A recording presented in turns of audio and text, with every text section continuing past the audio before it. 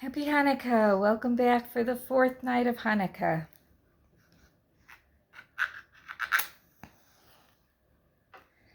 Baruch atah Adonai Eloheinu melech haolam asher kiddushanu b'mitzvotav v'tzivanu l'hadlik ner shel Chanukah. Baruch atah Adonai Eloheinu melech haolam she'asa nisim lavotenu bayamim hahem b'zman hazeh.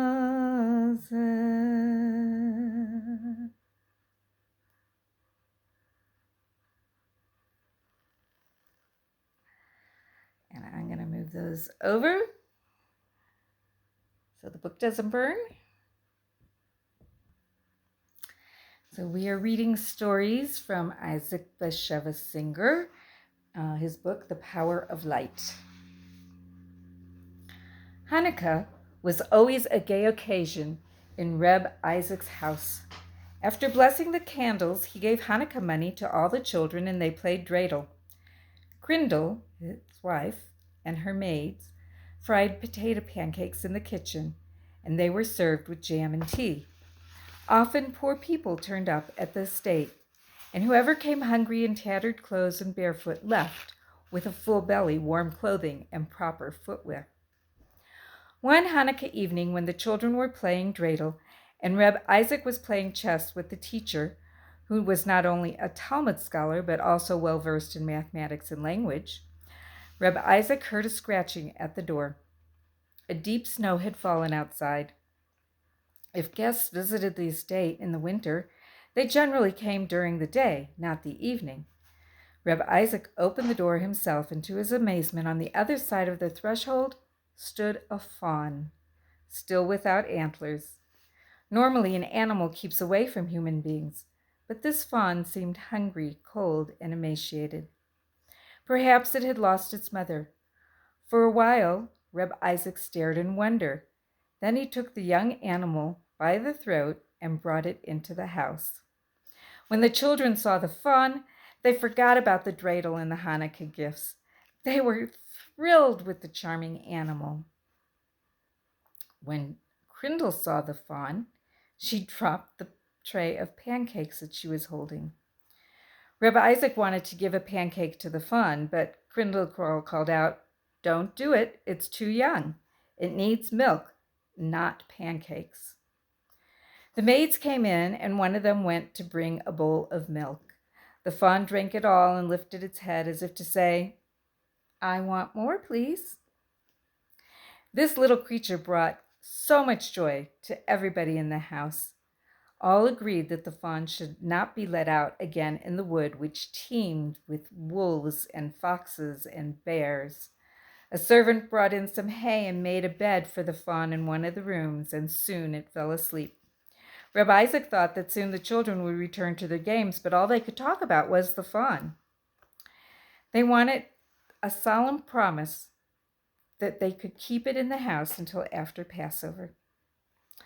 And now that the children had extracted that promise, they began to debate what name to give the fawn. Almost everyone wanted to call it Herschela, which is Yiddish word for fawn. But for some strange reason, Grindel said, "You can't give that name to the animal." "Why not?" they asked. "I have a reason."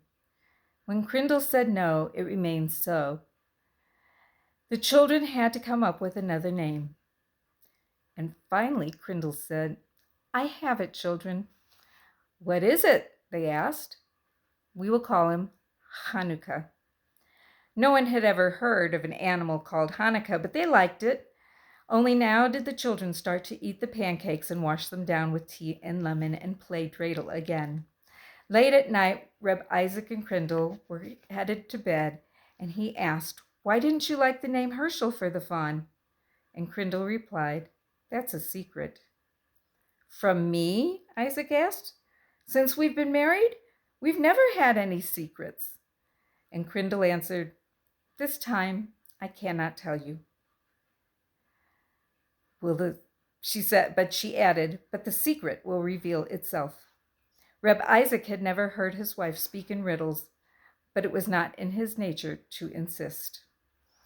Dear children, I'm going to tell you the secret now that Crindle told to her husband. A few weeks earlier, an old man came to the estate with a sack on his back and a cane in his hand. He had a white beard and white sidelocks.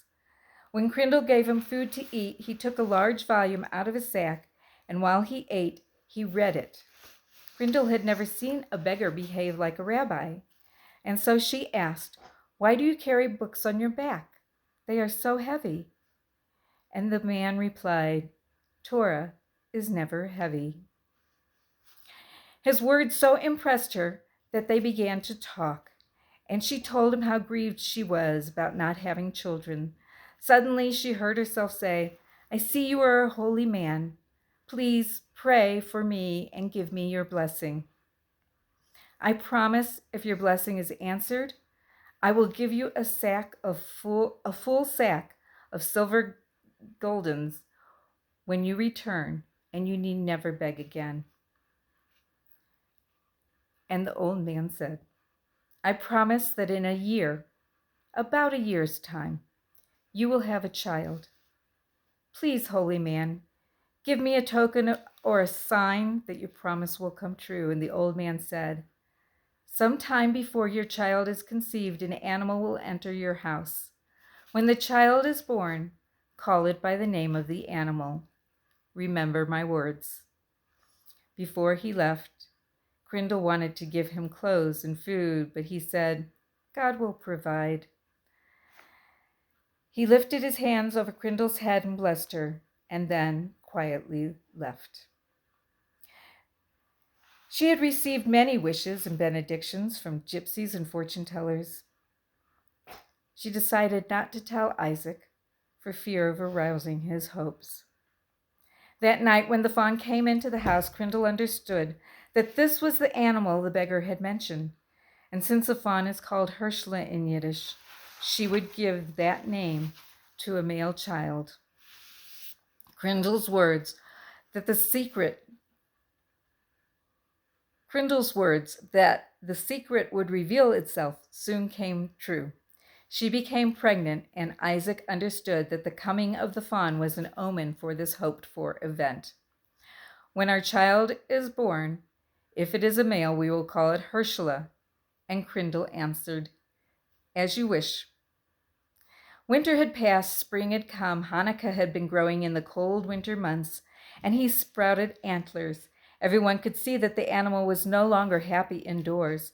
His beautiful eyes expressed a yearning to go back to the forest, and one morning Crindle gave Hanukkah a tasty meal of hay mixed with chopped potatoes and carrots, and opened the gate to the field and forest. He turned for just a moment as if to say, Thank you, and then ran to the green pastures and woods. Crindle predicted that in the winter Hanukkah would turn up again, but Reb Isaac said that such things cannot be foretold. Not long after, she gave birth to a healthy little boy. The happy mother and father had prepared a special repast for the poor on the day of the circumcision ceremony. Isaac and Crindle both hoped that the old beggar might hear about it and come to the feast, but he never came. However, other people heard, and they came. A large table was placed on the lawn, and the needy men and women were served challah, gefilte fish, chicken, fruit, as well as wine and honey cake. The summer drew to a close, and it became cold again. After the Sukkot holidays, the snowfall began. The feast of Hanukkah approached, and although everyone wondered what had happened to the fawn in the cold winter, nobody spoke about it so as not to worry Crindle. This winter was even more severe than the former one. The estate was buried in snow. On the first night of Hanukkah, Crindle and the maids were busy frying pancakes. Isaac blessed the first candle and gave coins to the children, and they sat down and played dreidel. The baby, Herschela, slept in his cradle. The children in the house had prepared a gift for him, a fawn made of sugar. And when he received it, he began to suck on it immediately. Grindel shook her head. The fawn had not come, and she said, I hope that Chanukah is not hungry and cold. On the second night of Hanukkah, while all the children were playing dreidel, Reb Isaac was about to checkmate the teacher when there was heard a scratching at the door. Grindel ran to open it and cried out with joy. At the door stood Hanukkah, already a half-grown deer, his body silvery with frost. He had not forgotten his benefactors. He had come to stay for the winter. Herschela woke up from the noise, and when he was shown the animal, he stretched out his little hand toward him, and Hanukkah licked the hand, as if he knew Herschela was his namesake. From then on, the deer came to the estate every year, always about the time of Hanukkah. He had become a big stag with large antlers. Herschela grew too, but not as fast. The third winter, the deer brought a foe with him. It seemed he had fought for his mate with another stag, because a part of his antler was broken. Hanukkah and his mate were taken in. There was so much discussion with the children about what to name Hanukkah's wife. This time the teacher made a proposal. She said, Zot Chanukah. This is how the section of the Bible is read on the Sabbath of Hanukkah. It begins the word Zot, which means this, but it indicates a feminine gender. This pleased everyone. Reb Barish paused for a long while. The lights in the brass lamp were still burning, and the children felt that the little flames were listening to the story as well. Did the old beggar ever come back? One boy asked. I never heard that he did, but you can be sure that the man was not an ordinary beggar. Who was he? What was he? Surely he was the prophet Elijah. It's known that Elijah is the angel of good tidings. He never comes in the form of an angel. He always comes disguised as a poor man. Even the Messiah, according to the Talmud, will come in the disguise of a poor man. Old Barish closed his eyes, and it was hard to know whether he was dozing or contemplating the coming of the Messiah. But then he opened them again and said, Now, everyone go home. Let's play dreidel. Happy Hanukkah. I will see you tomorrow for the 5th light of Hanukkah.